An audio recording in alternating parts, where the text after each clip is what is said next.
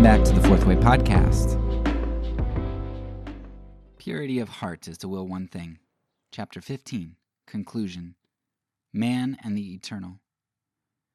This was the issue of the talk.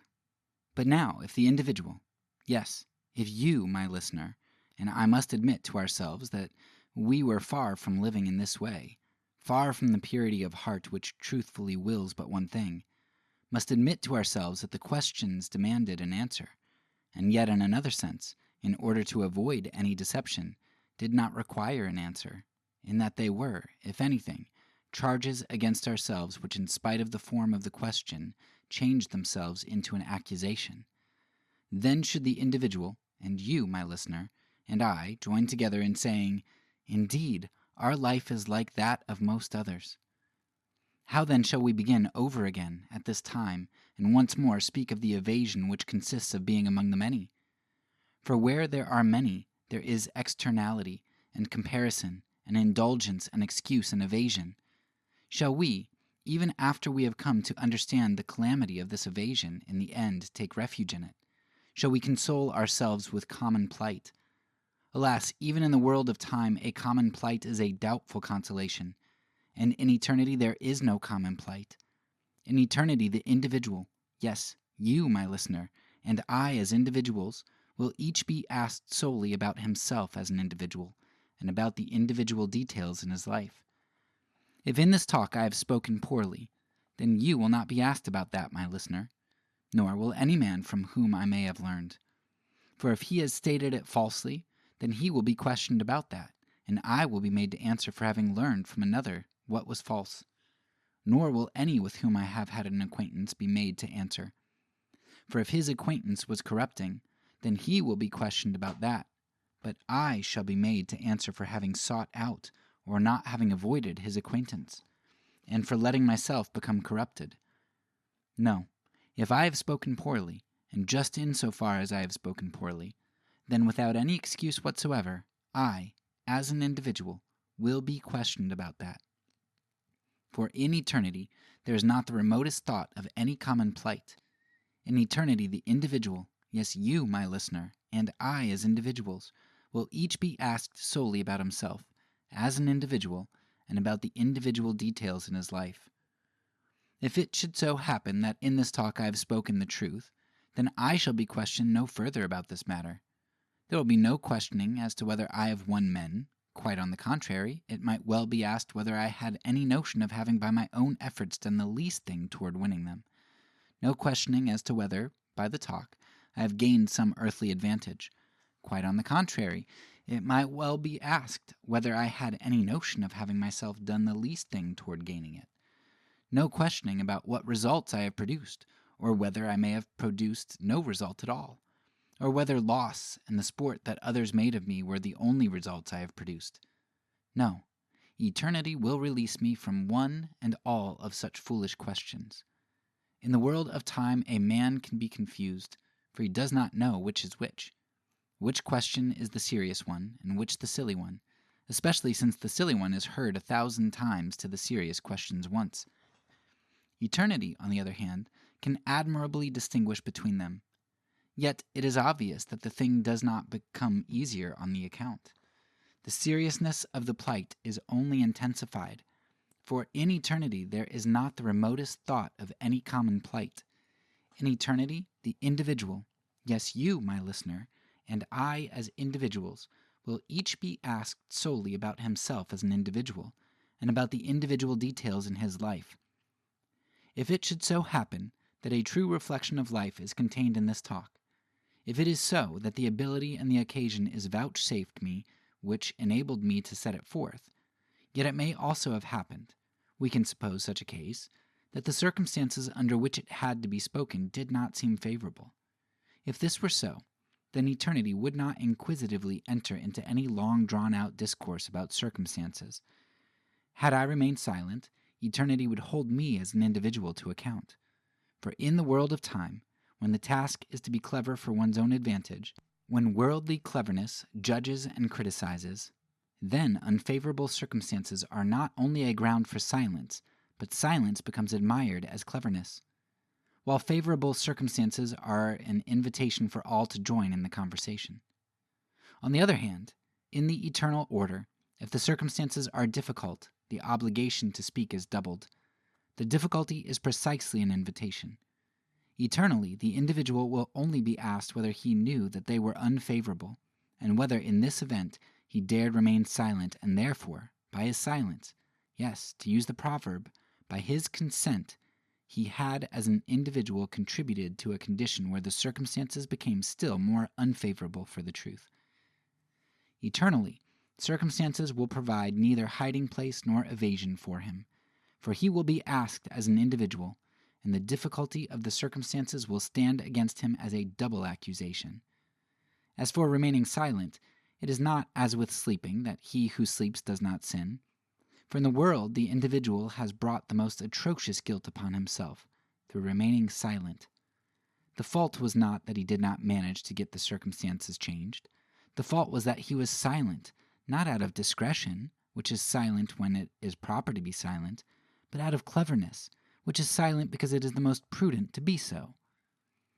But what, then, shall we do, if the questions sound like accusations? Above all else, each one will himself become an individual with his responsibility to God. Each one will himself be subject to the stern judgment of this individuality. Is this not the purpose of the office of confession? For just as little as in the silent churchyard, the multitude of dead make up a society, so little does the multitude of those coming to confess make up a society. For not even the king goes to confession alone in order to escape the common company of others. Those who are coming to confess do not belong together in a society. Each one is an individual before God. Man and wife may go to confession in beautiful fellowship with each other, but they may not confess together. The one who confesses is not in company. He is, as an individual, alone before God. And if, as an individual, he admits to himself that the questions, which by the help of an insignificant one's whisper he puts to himself, are accusations, then he confesses. For one does not confess merits and achievements, he confesses sins. When one confesses, he sees at once that he has no merits. He sees that merits and achievements are fantasies and sense deceptions that are at home where one moves about in the crowd and engages others in conversation. He sees that it is just on this account that the one who never himself becomes an individual is easily tempted to consider himself a most meritorious man. But the purpose of the office of confession is certainly not to make a man conscious of himself as an individual at the moment of its celebration, and then for the rest of time to allow him to live outside this consciousness. On the contrary, in the moment of confession itself, he should give account as to how he has lived as an individual. If the same consciousness were not demanded of him for daily use, then the demand of the office of confession is a self-contradiction. It is as if one now and then demanded of a humble man that he should render account to himself and to God of how he had lived as a king, he that had never been a king. And so it is to ask of a man that he shall render account of his life as an individual when one allows him to lead his life outside his consciousness. My listener, do you remember now how this talk began? Let me call it back to your remembrance.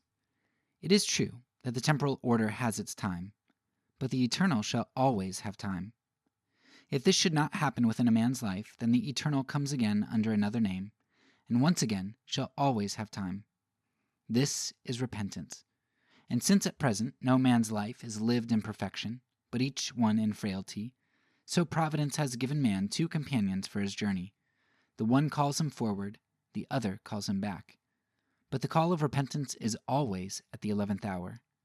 Therefore, confession is always at the 11th hour, but not in the sense of being precipitate. For confession is a holy act, which calls for a collected mind. A collected mind is a mind that has collected itself from every distraction, from every relation, in order to center itself upon this relation to itself as an individual who is responsible to God. It is a mind that has collected itself from every distraction, and therefore also from all comparison. For comparison may tempt a man to an earthly and fortuitous despondency because the one who compares must admit to himself that he is behind many others, or it may tempt him to pride because, humanly speaking, he seems to be ahead of many others. A new expression of the true extremity of the 11th hour comes when the penitent has withdrawn himself from every relation in order to center himself upon his relation to himself as an individual. By this he becomes responsible for every relation in which he ordinarily stands, and he is outside of any comparison. The more use one makes of comparison, the more it seems that there is still plenty of time. The more a man makes use of comparison, the more indolent and the more wretched his life becomes. But when all comparison is relinquished forever, then a man confesses as an individual before God, and he is outside any comparison, just as the demand which purity of heart lays upon him is outside of comparison. Purity of heart is what God requires of him, and the penitent demands it of himself before God. Yes, it is just on this account that he confesses his sins. And heavy as the way and the hour of the confession may be, yet the penitent wins the eternal. He is strengthened in the consciousness that he is an individual and in the task of truthfully willing one thing. This consciousness is the straight gate and the narrow way, for it is not this narrow way that the many take, following one after another. No, this straightness means rather that each must himself become an individual, that through this needle's eye he must press forward to the narrow way where no comparison cools, but yet where no comparison kills with its insidious cooling. The broad way, on the other hand, is broad because so many travel upon it. The crowd's way is always broad. There, the poisonous ornamental flowers of excuses is found in bloom. The inviting hiding places of evasion are there. There comparison wafts its cooling breath of air. This way leadeth not unto life. Only the individual can truthfully will the good, and even though the penitent toils heavily, not merely in the 11th hour of confession, with all the questions standing as accusations of himself, but also in their daily use in repentance, yet the way is the right one, for he is in touch with the demand that calls for purity of heart by willing only one thing. If you, my listener, unquestionably know much more concerning the office of confession than has been set forth here, if you know the next thing that follows upon the confession of sins, still this extended talk has not been in vain if it has made you pause before something that you already know well, you who know so much more. But do not forget that the most terrible thing of all is to live on, deceived not by what one might expect to be deceived, alas, and on that account horribly deceived, but deceived by too much knowledge. Consider that in these times it is a particularly great temptation for speakers to leave the individual as quickly as possible in order to get as much as possible said, so that nobody might suspect that the speaker did not know what every man in a Christian country knows. Alas, only God knows how the individual knows it. But what does it profit a man if he goes further and further, and it must be said of him, he never stops going further, when it also must be said of him, there was nothing that made him pause? For pausing is not a sluggish repose. Pausing is also movement. It is the inward movement of the heart.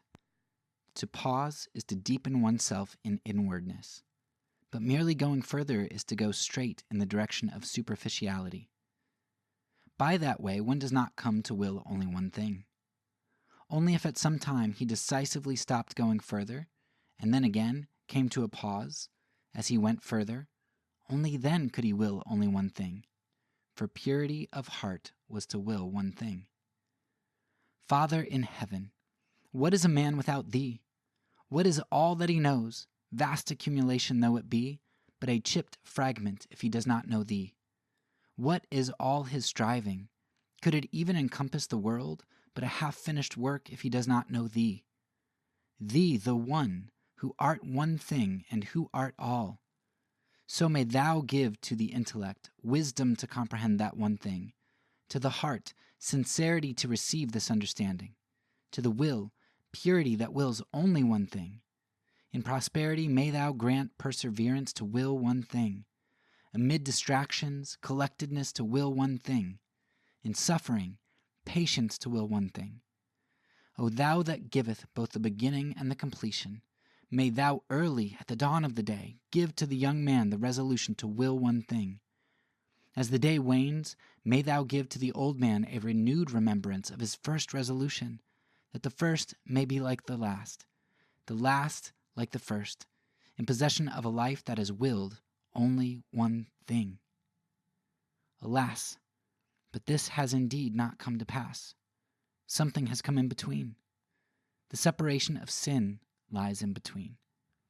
Each day, and day after day, something is being placed in between. Delay, blockage, interruption, delusion, corruption. So in this time of repentance, may thou give the courage once again to will one thing. True, it is an interruption of our daily tasks. We do lay down our work as though it were a day of rest, when the penitent, and it is only in a time of repentance that the heavy-laden worker may be quiet in the confession of sin, is alone before thee in self-accusation. This is indeed an interruption, but it is an interruption that searches back into its very beginnings, that it might bind up anew that which sin has separated, that in its grief it might atone for lost time, that in its anxiety it might bring to completion that which lies before it. O thou that givest both the beginning and the completion, give thou victory in the day of need, so that what neither a man's burning wish nor his determined resolution may attain to, may be granted unto him in the sorrowing of repentance, to will only one thing.